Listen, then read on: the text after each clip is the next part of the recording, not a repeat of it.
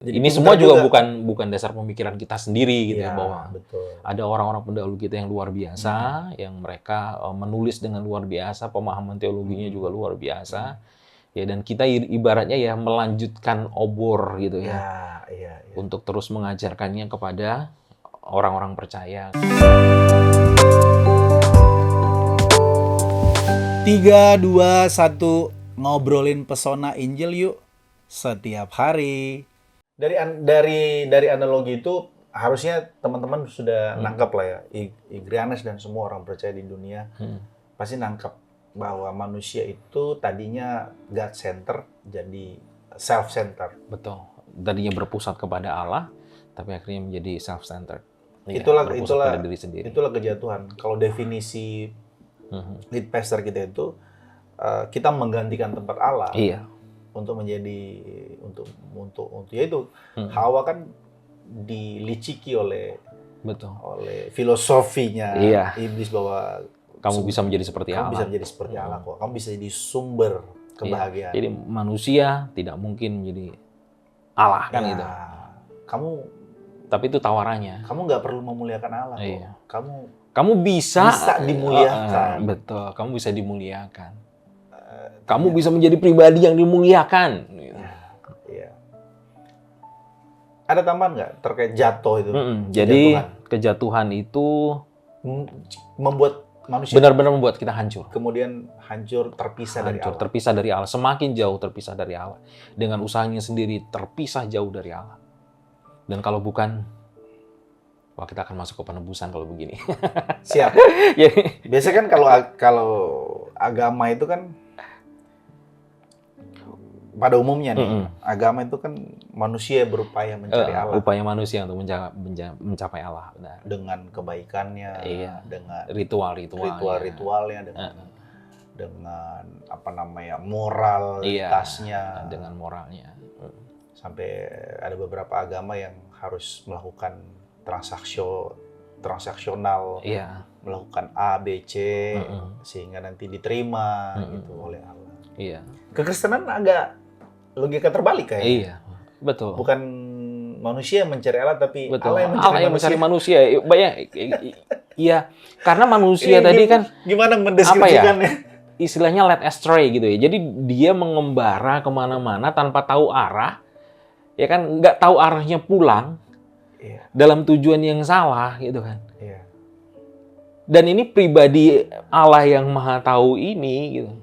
Dialah yang turun untuk mencari manusia yang memang terhilang nih. Kalau gambaran Alkitab, domba yang terhilang. Yang memang nggak tahu jalan pulang, nggak tahu bagaimana pulang. Bahkan nggak sadar bahwa dirinya sedang terhilang. Iya. Ya, kalau maka Allah lah yang harus turun. Kan? Ya pertanyaan bodoh-bodoh nih. Ya ngapain Allah harus turun?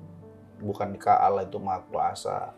Ya kalau itulah indahnya kekristenan kita. Bro. Sesederhana tujuan Allah turun ke dunia, berinkarnasi di dalam Kristus Yesus. Bahkan ada pemahaman yang salah bahwa Yesus itu manusia biasa lah. Ya, kita bahas lain waktu lah. Yesus itu hanya utusan lah. Iya. Dia bukan Allah, dia manusia dijadikan Allah di tahun 325. Bahkan ada teologi yang memandang bahwa Yesus itu jadi Allah setelah dia sukses menjalankan misi karya keselamatannya, lalu dia diangkat menjadi Allah. Banyaklah variasi-variasi pandangan-pandangan yang keliru. Tapi ini pertanyaan bodohnya, ngapain sih Allah turun ke dunia? Hanya ngurusin dosa manusia. Kenapa dia nggak dari langit aja langsung? Kita kembali ke tujuan tadi. Selesai dosa manusia. Kembali ke tujuan awal. Kenapa manusia diciptakan? Untuk apa manusia diciptakan? Memuliakan Allah dan menikmati Allah. Nah, sekarang kalau manusia jatuh dalam dosa, manusia nggak bisa memuliakan Allah, bro. Allah sendiri tidak bisa menikmati manusia yang diciptakannya itu. Nice. Aku suka nih kayak gini nih. Kalau ada istilah hukum itu, tunggu ya. Ada istilahnya itu. Kita mesti kembali kepada original intent. Original intent, ya, tujuan awal, tujuan aslinya. Maksud awalnya. Iya kan, maksud Karena Allah ingin itu. Dan kemudian, karena itulah tujuan diciptakannya ini, dan sementara ini rusak, ini hilang, ini sekarang mencari tujuan yang lain, dia datang. Karena juga upah dosa ialah maut ya. Karena upah dosa adalah maut. Harusnya Jadi semua bayangkan, manusia itu mati semuanya. yang diciptakannya ini kan yang diingininya. Allah kan menginginkan manusia dengan rancangan yang indah tadi, tapi kemudian manusia bahkan akan mati. Coba secara sederhana saja kita berpikirnya juga. Kalau Bro menciptakan sesuatu, robot lah katakanlah gitu. Gitu ya, atau sesuatu lah yang hidup lah, kemudian dia akan mati. Kira-kira Bro apa yang akan Bro lakukan? Nggak usah menciptakan lah, katakanlah punya peliharaan lah. Orang punya peliharaan anjing gitu yang disayanginya, dia mau mati gitu. Kira-kira apa yang dilakukan? Sorry, ngomong-ngomong pelihara anjing, ada orang ya Pak Bro?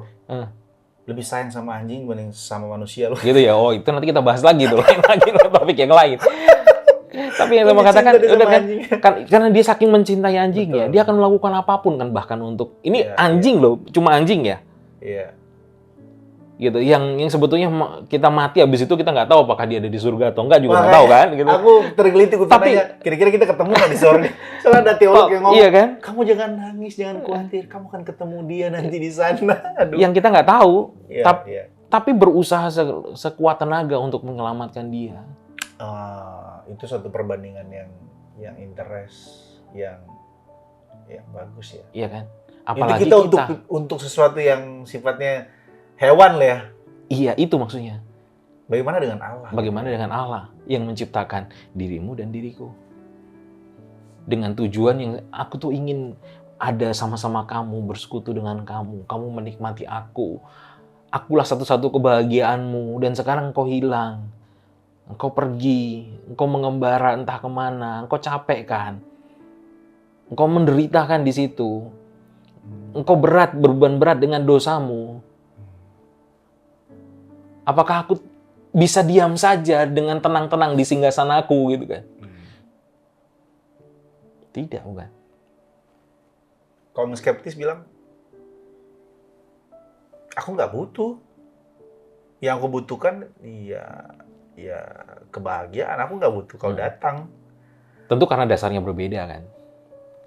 Orang skeptis tidak mungkin mendasarkan dari apa yang diajarkan Alkitab, tentunya dasarnya berbeda. Dasarnya mungkin bisa saja karena kekecewaan dengan Tuhan gitu. Seorang menjadi skeptis karena kecewa. Makanya kan ini mesti kita beritahu gitu. Betul. Bahwa karena ada landasan yang salah. Salah memahami tentang bahwa kita itu manusia itu sangat cacat, sangat bobrok, sangat rusak. Betul, pikiran kita sudah sangat jahat, rusak. Gitu, ya kan? Iya. Dan kita pun sangat disayangi oleh Tuhan. Betul. Sehingga dia at the same time mau datang untuk mati bagi kita. Iya, bahkan nih saya mengutip ya dari John Stott sekarang. Boleh. Ini The Cross of Christ. Kalau nggak salah buku ini dulu ada, saya yang nerjemahin dulu nih buku ini. The Cross of Christ. The Cross of Christ. Salib Kristus. Iya, Salib Kristus. Kalau nggak salah saya yang nerjemahin dulu di Metanoia ini. Kalau nggak salah, gitu saya pernah menerjemahkan buku John Stott. The Cross of Christ. Itu kali Pak Bro. Coba deh. Mana? Itu bukan Salib Kristus. Mana tuh? Yang ini nih. Ini yang warna ini nih. Warnanya putih. Ini nih. Itu ya. Bukan itu ya. Ada lagi John Stott. Itu John Stott juga. Bukannya. Coba deh ambil sini Pak. Ini kan ini momentum. Dia Metanoia. Ada juga Metanoia ya. Metanoia. Jangan-jangan dari Metanoia dia udah pindah ke momentum. Tapi yang lebih tipis dari ini. Gambar warnanya putih juga, gambarnya salib di depannya. Ya ini di sini dia bilang begini. Siap, coba. Salib adalah pusat rencana Allah. Karena di sana kita melihat kasih-Nya yang tak berkesudahan dan kekudusan-Nya yang sempurna bertemu. Kasih dan kekudusannya. Kasih yang tak berkesudahan. Ya. Aku menyayangimu meskipun kau ada dalam dosa. Wow. Meskipun kau terjatuh, hancur tadi. Tidak pernah berkesudahan. Dan juga kekudusannya yang sempurna. Wow, indah banget ya. Itulah penebusan Kristus yang sempurna untuk kita. Demi apa? Indah banget ya. Demi apa? Demi mengembalikan kita kepada tujuan Oh, ya, I see. Yang dirancangnya itu. Tujuannya yang sudah rusak itu, Iya. kemudian Mahal harga penebusan kita itu. diredeem oleh Allah. Iya.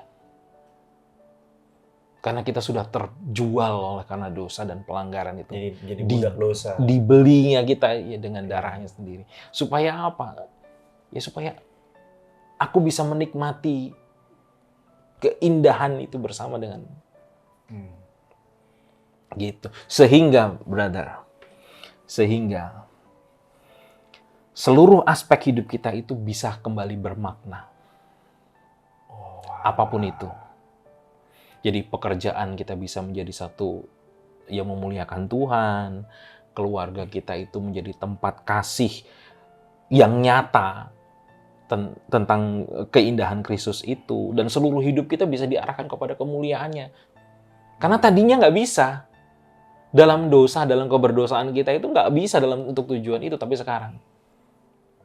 Bahkan kita makan dan minum pun kita bisa lakukan untuk kemuliaan Allah.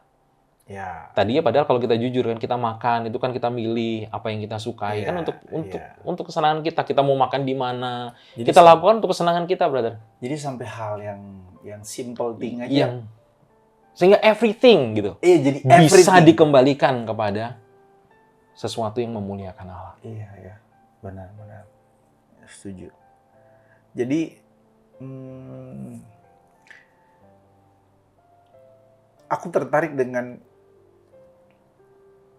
bagaimana Allah mengerjakan proses penebusan atau meridim manusia itu, Pak Bro. Disalib. Iya. Maksudnya, apakah tidak ada cara lain selain daripada mati gitu, Pak Bro? Upah dosa? Ialah maut ya. Iya. Jadi Hutang untuk menebus dosa itu caranya harus ada yang mati ya. Harus ada yang mati. Mengalami maut ya. Iya. Dan Yesus mengalami itu bukan hanya mati secara fisik, tapi dia juga terpisah dari Bapaknya. Ya. Satu hal yang lengkap lah secara biologis, secara psikologis, hukuman di nerakanya pun dia juga tanggung. Spiritual. Keterpisahan dari Bapa juga dia tanggung. Ya. Aduh, gitu, maut ditanggung. Orang kalau sampai kepada penghayatan awareness seperti ini ya, harusnya ini yang mendorong dia semakin hari semakin hidup suci, semakin hidup kudus. Betul. Ya, inilah yang akan mengubah motivasi kita juga untuk tidak lagi hidup untuk diri kita sendiri. Ya.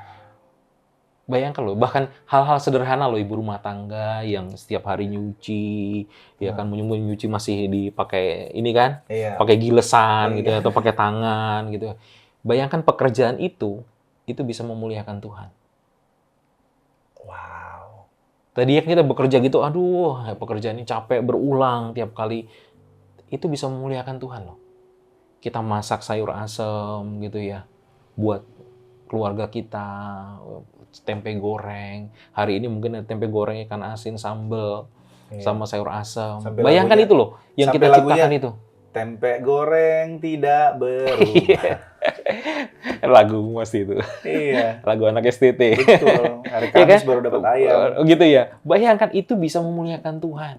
Meskipun tadi tahu tempe tidak berubah, tapi barang yang tidak berubah itu bisa bermakna. Tadinya, apakah ada maknanya itu semua? Wow. Jadi selama ini orang mencari makna hidup dengan mencari kebebasan, melakukan kebajikan, atau membebaskan diri dari segala sesuatu. Yeah.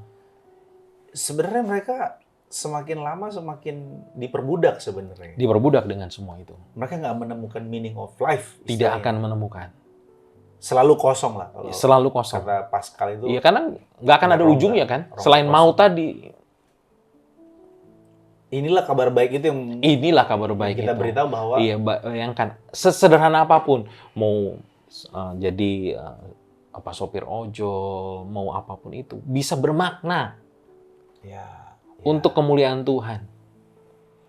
Bahkan buruh cuci mungkin. Wow. Bayangkan itu, dan pindah dari satu rumah ke rumah yang lain. Tadinya seorang-orang itu kan pekerjaan apa sih? Pekerjaan kasar gitu. Gitu kan? Iya. Bisa dibilang Tapi pekerjaan bayangkan hina gitu, kalau iya, kata orang. di dalam Kristus, karena Kristus, pekerjaan itu pun bisa memberi makna bagi yang mengerjakannya. Aku bisa memuliakan Tuhan dengan cara ini.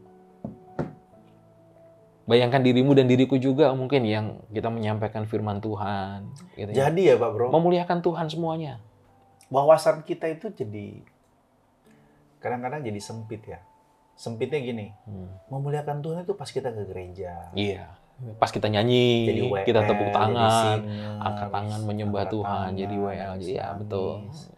Apalagi kalau WL bilang, mari kita muliakan Tuhan dengan tepuk tangan. Iya, gitu kan. Seolah-olah memuliakan Tuhan dengan tepuk tangan Tepuk gitu kan. tangan, iya. Oh. Atau enggak jadi itu pelayan mimbar, Iya. jadi usher.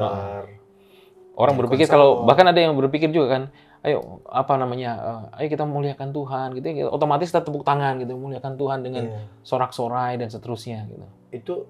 Itu dangkal sebenarnya. Dangkal dan sempit ya kan kalau kita mau bicara tentang kemuliaan Tuhan itu.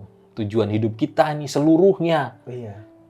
sekecil apapun bahkan tidur sekalipun, ngorok kita nih gitu kan. Iya. Kalau kata Martin Luther, terus dikutip sama si teolog abad pertengahan itu, tidak ada 1 inci dari Yang tidak bisa diklaim. keberadaan hidup kita ini tidak disentuh oleh Injil. Tidak. Harusnya begitu ya. Iya.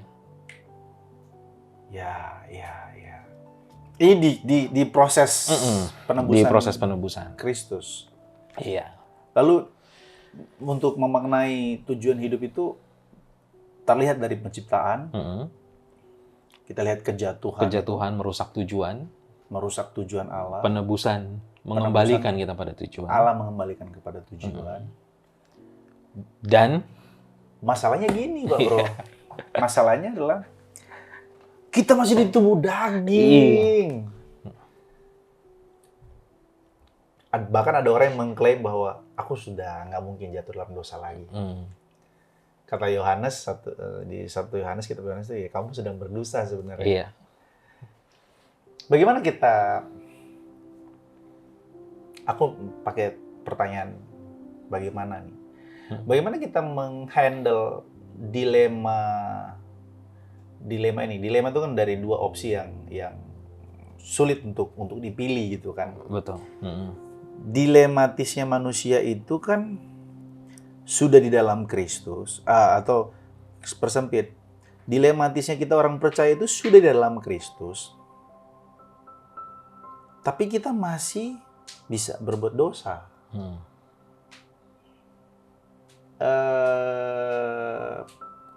Apa yang harus kita lakukan gitu, Pak Bro? Iya. Kayak, oke, kita sudah ditebus Kristus. Tetelestai, kata Tuhan Yesus. Iya. Di atas kayu salib, sudah selesai. Sudah selesainya itu hukuman dosanya kan. Hukuman dosanya. Iya. Tapi natur dosamu dan natur dosaku kan, ya kita masih bisa bohong. Bisa aja kadang kapan-kapan kita bisa nyuri. Orang yang berdosa, natur dosanya tidak bisa diselesaikan. Ah. Tetapi orang yang ada dalam Kristus, dia dikaruniai Roh Kudus untuk bisa membereskan natur dosa itu. Oke.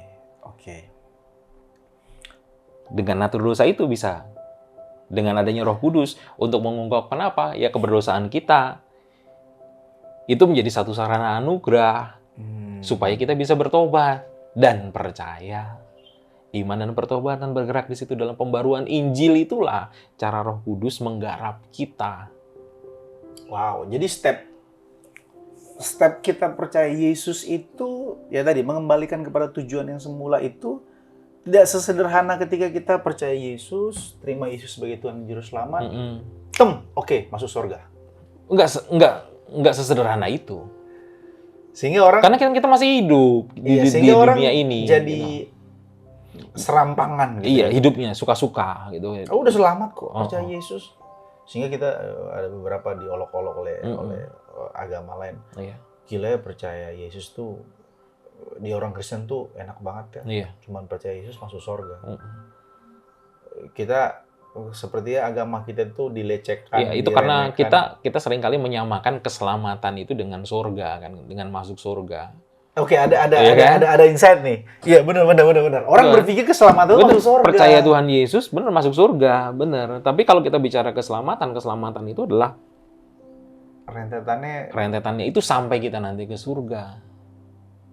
Oke, jadi melihatnya dari kejatuhan, dari penciptaan, betapa kita segambar dan serupa dengan Allah, Iya. sungguh amat baik, Benar. hidupnya kita bersekutu dengan benar. Allah, menyembah Allah, berpusat kepada Allah. Benar.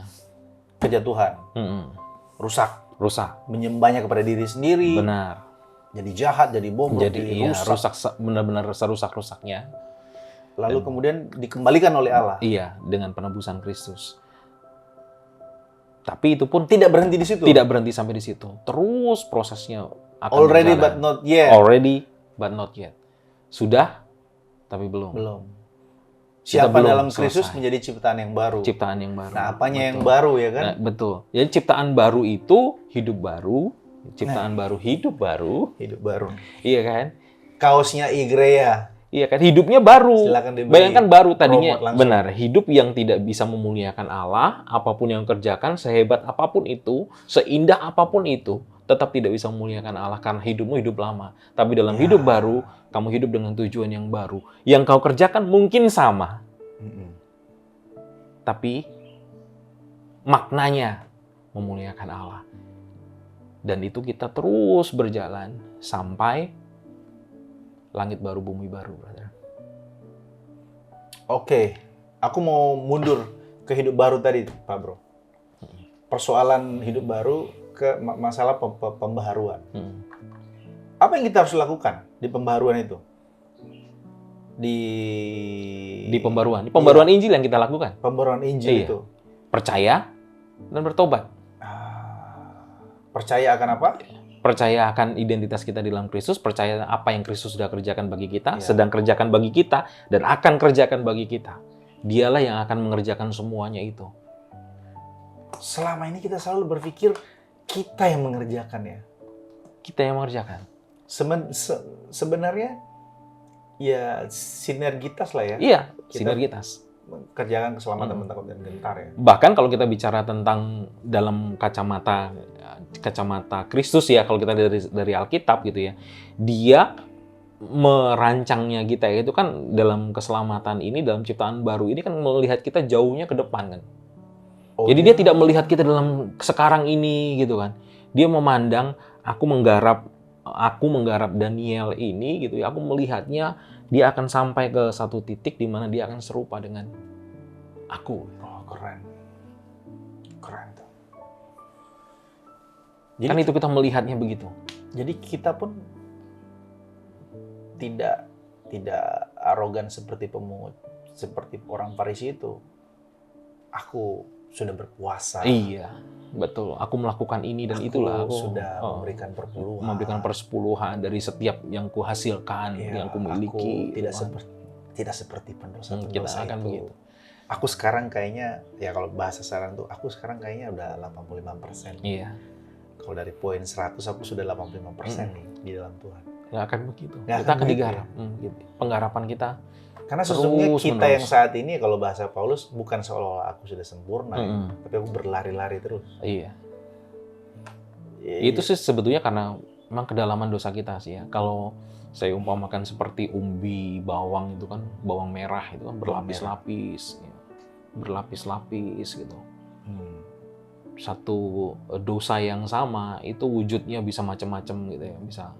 Nah, kita bergumul untuk terus itu. Roh Kudus lah yang menolong kita untuk menunjukkan ini loh dosamu gitu, menginsafkan kita akan dosa. Itu kan pekerjaan Roh Kudus kan. Menguduskan kita. Nanti saudara-saudara, Bapak Ibu yang dikasih oleh Tuhan Yesus Kristus, tonton chapter kita tentang berhala ya Pak Bro ya. Yang tadi dosa di balik dosa itu, seperti umbi bawang tadi itu. Itu menarik untuk saudara perdalam. Nanti saudara bisa relate sama obrolan kita ini. Benar. Jadi percaya bertobat ya Pak Bro. Tidak ada cara lain. Itulah kunci pertumbuhan rohani kita. Percaya akan karya Kristus, percaya akan karya Kristus, dia bertobat akan dosa kita. Bertobat akan dosa-dosa kita. Dan itulah kita bertumbuh. Bertobat itu tidak sekali tuh, Pak Bro? Enggak. Bertobat itu kan Terus menerus. kan? Bahkan mungkin setiap hari kita akan bertobat. Karena setiap hari Roh Kudus akan mengungkapkan dosa kita. Kekudusan, keberdosaan. Iya. Wow. Dosa kita itu demikian dalam kok gitu, nggak akan bisa sampai mana dasar dosa kita ini, kita nggak akan pernah tahu kalau Roh Kudus tidak mengungkapkannya pada kita. Iya bener ya. Itu motif-motif kita dalam apapun nih, kan setiap hari kita bertindak nih, motifnya kan selalu macam-macam nih kan. Iya. Apakah motifnya benar untuk kemuliaan Tuhan? Masih kita perlu pertanyakan gitu. Bahkan kita ngobrolin ini nih gitu ya, motif dirimu dan diriku apa gitu. Apakah untuk memuliakan Tuhan, kita perlu bisa gali lagi kan? Jadi nggak ada orang yang betul-betul yang sudah finish, sudah selesai dalam pengertian dia udah manusia suci. Iya, sebenarnya kalau mati sih.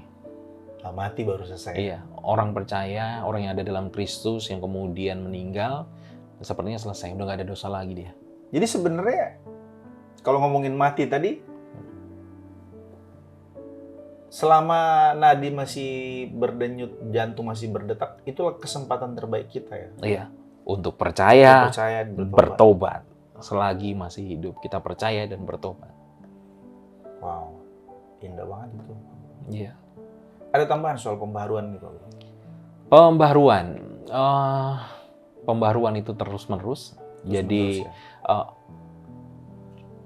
saya berharap begini. Gini Pak Prof. Sorry sebelum itu. Pembaharuan ini tidak hanya terjadi dalam satu aspek kan? Dalam seluruh aspek. Seluruh aspek kan? Iya. Jadi kalau kita bicarakan semua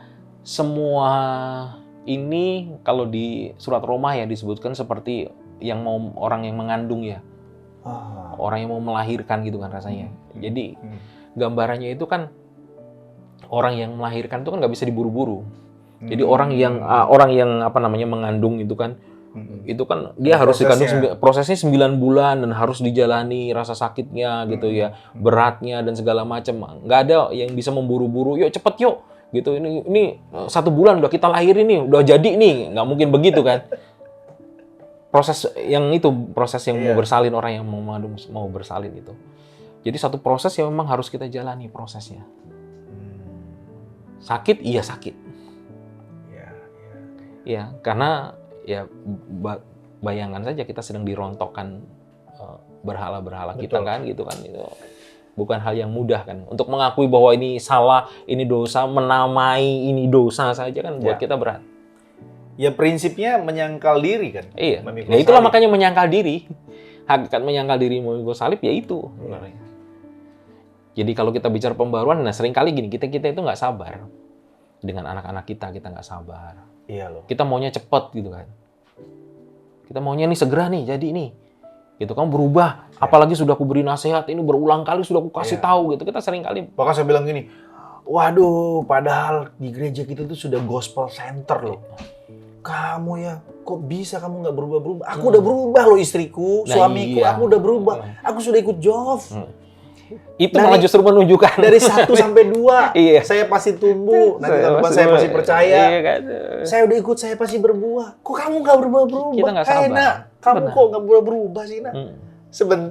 Itu sebenarnya juga seolah-olah kita yang mengubah mereka. Iya lagi. Kita pikirnya begitu. Kita tuh berupaya untuk kamu lihat saya dong. Aku sudah berubah. Udah berubah. Padahal tidak ada satu orang pun yang bisa membaharui, mengubah seseorang. Kalau bukan ditarik oleh Roh Kudus kan. Tugas kita kan memberitakan Injil sebenarnya. Tuhan yang mengubah ya. Sehingga kalau kita punya pikiran seperti ini, kita akan beranugerah juga kepada tadi, termasuk juga orang-orang, kita kembali ke awal tadi kan, yang muncul ketika hanya Natal. Iya kan? Nah berarti kan tugas kita untuk memberitakan Injil nih di gereja kita gitu ya, masih panjang berarti kan. Betul.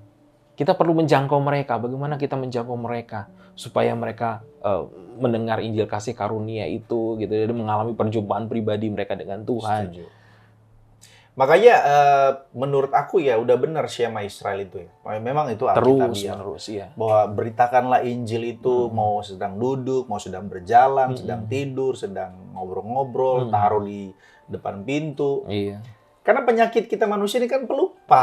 Suka lupa. Iya. Adam dan Hawa aja udah dikasih tahu langsung sama Tuhan loh. Iya. Jangan kau makan, kalau kau makan kau mati. Lupa dia. Lupa. Itulah kenapa Martin Luther tiba kepada kesimpulan, ya karena kita lupa Injil setiap hari, ya kita harus mengkhotbahkan Injil setiap hari kepada diri kita sendiri. Benar. Pembaharuan, lalu penyempurnaan. Iya. Ada orang yang punya pemahaman gini, ini aku mau challenge Pak Bro. Pemahamannya gini, dan ini beberapa teolog yang ternama juga, bahwa kesempurnaan itu, nah kalau Dorce kan kesempurnaan itu milik Allah ya kan. Iya. Bahwa sempurna itu bisa di bumi. Nah, berangkat dari hendaklah kamu sempurna sama seperti Bapamu di sorga sempurna. Ya Tuhan Yesus tidak mungkin memberikan perintah ini kalau manusia itu tidak sanggup melakukannya. Nah, ini hanya semacam dialektika aja, semacam diskusi. Diskusi dalam pengertian, aku pengen tahu dari Pak Bro bagaimana. Ya, jadi kalau kita... Jadi kalau, sorry Pak Bro, pandangan mereka adalah ya sempurna itu bisa di sini. Ya, di sini dan sekarang. Gitu. Di sini dan sekarang. Terlihat dari aku semakin suci, aku semakin baik, aku semakin banyak dipakai Tuhan, aku pengaruhku membangun sekolah, membangun gereja, membangun panti asuhan, melakukan hal-hal kebajikan-kebajikan moral di mana-mana. Itu menunjukkan bahwa aku semakin hari semakin sempurna. Nah, apakah sempurnanya kita itu atau penyempurnaan Tuhan itu, Pak Bro setuju nggak kalau itu saat ini, kini dan di sini, atau nanti di sana? Enggak di sini. Oke. Karena begini, kalau kita bicara tentang cerita Injil kan ini kita bicara the story of God, the gospel ya. Gitu, consummation tentang consummation ini. Jadi kita mengacu ke Wahyu pasal 21 sebenarnya. Wahyu 21 ayat 1 sampai 5 tepatnya. Di mana di sana digambarkan adanya ciptaan baru. Langit baru dan bumi baru. Yang disebutkan di situ adalah di mana dosa, penderitaan dan kematian tidak ada lagi. Wow. Itulah yang mengacu kepada kesempurnaan yang dimaksud di dalam cerita Injil ini. Aku pengen baca, boleh? Bro, minta tolong bro. Nah, Wahyu sambil mencari ya Wahyu pasal 21 ayat 1 sampai 5. Ayat 1 sampai 5. Jadi di dalam ciptaan baru Allah tadi, Allah itu akan tinggal bersama-sama umatnya. Wow. Itu kan kerinduannya ya kalau kita lihat itu. Mulai dari kemah suci gitu ya. Allah tuh pengen tinggal tapi nggak bisa gitu karena dosa gitu. Dan kemudian dia tinggal bersama dengan umatnya. Kembali ke tujuannya awal tadi loh. Aku ingin bersama-sama dengan yang kuciptakan ini loh. Gitu. Dan segala sesuatu akan dipulihkan untuk kemuliaannya. Jadi mana mungkin ini di sini dan sekarang. Sementara ada dosa. Ya, setuju. Aku juga setuju. Ini dia. Wahyu pasal 21 ayat 1. Lalu aku melihat langit yang baru dan bumi yang baru. Sebab langit yang pertama dan bumi yang pertama telah berlalu dan laut pun tidak ada lagi. Ayat 2. Dan aku melihat kota yang kudus Yerusalem yang baru turun dari sorga dari Allah yang berhias bagaikan pengantin perempuan yang berdandan untuk suaminya. Lalu aku mendengar suara yang nyaring dari takhta itu berkata, lihatlah kemah Allah ada di tengah-tengah manusia. Kemah Allah. Dan ia akan diam bersama-sama dengan mereka. Wow, aduh indah banget ini. Iya kan? Mereka akan menjadi umatnya dan ia akan menjadi Allah mereka. Ayat 4, dan ia akan menghapus segala air mata dari mata mereka dan maut tidak akan ada lagi. Tidak akan ada lagi perkabungan atau ratap tangis atau duka cita. Sebab segala sesuatu yang lama itu telah berlalu. Ayat 5, ia yang duduk di atas takhta itu berkata, lihatlah aku menjadikan segala sesuatu baru. Dan firman-Nya tuliskanlah karena segala perkataan ini adalah tepat dan benar. Inilah sempurna. Nice. Dan saya kutip nih ya. Boleh. Charles Spurgeon apa? Dalam bukunya The Second Coming of Christ, dia menulis gini, pengharapan kita bukan hanya melarikan diri dari dunia. Bukan hanya melarikan diri dari dunia. Iya, tadi sekarang ini ya. Tetapi melihat segala sesuatu dipulihkan untuk kemuliaan Kristus. Aduh. Segala sesuatu tadi dimuliakan. Kristus yang dimuliakan, brother. Keren banget. Dan kita semua berharap untuk itu. Wah, aku seneng banget dengarnya. Aku jadi ingat si C.S. Lewis. C.S. Lewis kan juga pernah bilang bahwa hanya orang-orang yang punya pengharapan akan kekekalan yang akan membuat hidupnya jadi produktif, efisien, inovatif dan sangat antusias dengan hidup ini. Iya, itu C.S. Lewis. C.S. Lewis Kalau kan? Tim Keller bilang begini, ini the reason of God lagi, the reason of God. Tadi make sense of God, ini the reason of God. Oh, itu dua buku yang berbeda ya? Dua buku yang berbeda. Iya. The reason of God. Iya, aku ingatnya. The reason for God. Iya, oke. Iya. The reason for hidup yang diarahkan kepada Allah membawa makna, tujuan, dan sukacita yang tidak bisa ditemukan di tempat lain. Wow. Kita harus bilang wow. Wow. Hanya bisa ditemukan pada Allah. Sebagai data pembanding, aku ingat Ibrani pasal 12. Aku juga sependapat dengan dia bahwa kita sempurna itu, penyempurnaan Allah itu nanti di kekekalan. Ibrani pasal 12, bro. Udah tolong, bro. Ibrani 12 ayat 23. Kayaknya mulai berat nih, brother kita. Ngomong gini kita bisa 3 jam jangan-jangan. Iya. Nah, ini dia. Iya. Dan kepada jemaat anak-anak sulung yang namanya terdaftar di sorga, dan kepada Allah yang menghakimi semua orang, dan kepada roh-roh yang benar yang telah menjadi sempurna. Iya. Ini kan nggak mungkin di dunia dong. Ya. Ini di sana. Di sana. Jadi aku sependapat bahwa kita itu nggak bisa sempurna di sini, kita sempurna di sana. Makanya Rasul Paulus berkata, seolah-olah aku telah menjadi sempurna, tapi aku berlari-lari. Already but not yet itu. Already but not yet. Iya, karena kalau dipandang ujungnya sudah, tapi kalau dipandang sekarang belum. Jadi aku melihat dirimu juga sama. Sekarang belum. Tapi kalau melihat ujungmu nanti, aduh, itu indah banget. Ujungmu, gitu kan? Mungkin ini kali ya, supaya ini mungkin terakhir Pak Bro, supaya jemaat Igrea semuanya ngerti yang dimaksud oleh lead pastor kita, Pak Gem kita waktu Natal, tanggal 22 Desember di 2024. 20 Desember 2024, ya betul. Ini mungkin kita membuat menegaskan. Dia menegaskan sekaligus menandaskan power statement-nya beliau itu. Kan dia kasih ilustrasi, saudara, kalau saudara lihat istri saudara yang sekarang, anak saudara yang sekarang, saudara akan kecewa. Iya, muntah kita. Kita akan muntah ya kan.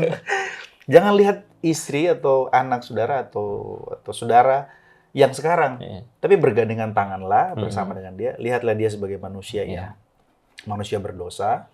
Tadi already but not yet itu lihat sekarang, tapi lihat juga nanti di sana. Dan lihatlah dia yang sekarang yang disempurnakan oleh Tuhan di sana. Yang penyempurnaan yang kita bahas ini. Itu maksudnya, saudara-saudara. Betul. Sehingga kita juga sambil bergandengan tangan itulah kita yuk percaya, yuk bertobat, yuk percaya, yuk bertobat. Terus kita kemudian nggak mendapati mereka berbuat salah kita, atau mendapati mereka melakukan dosa lah. Iya. Ya kita sih berharap kita tidak hidup dalam dosa ya. Kita bisa jatuh dalam dosa, tapi kita nggak boleh hidup dalam dosa.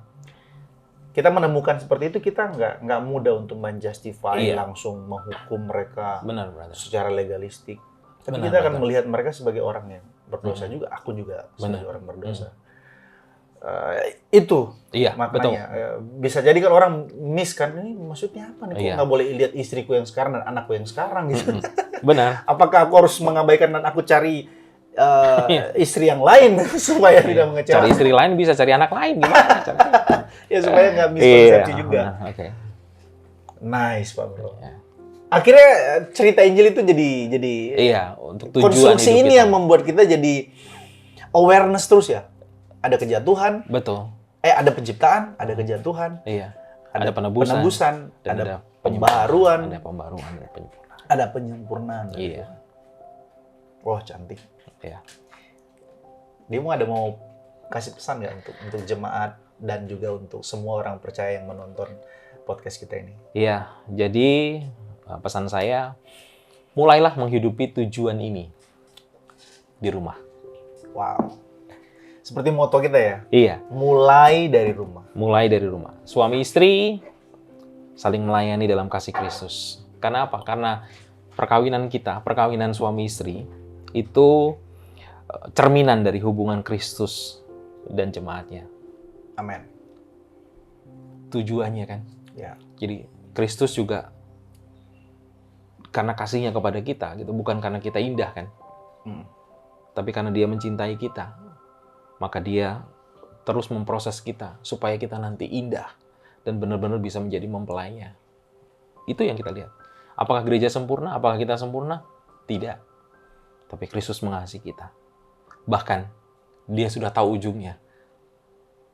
Jemaat Tuhan akan jadi mempelainya. Nice. It's beautiful. Itu beautiful of the gospel. Iya, itulah keindahan Injil. Wah, thank you Pak Bro. Thank you. See you. Kita ketemu lain waktu ya. Siap. Dia mau sering-sering kemari. Yes. God bless. Tuhan berkati kita semua.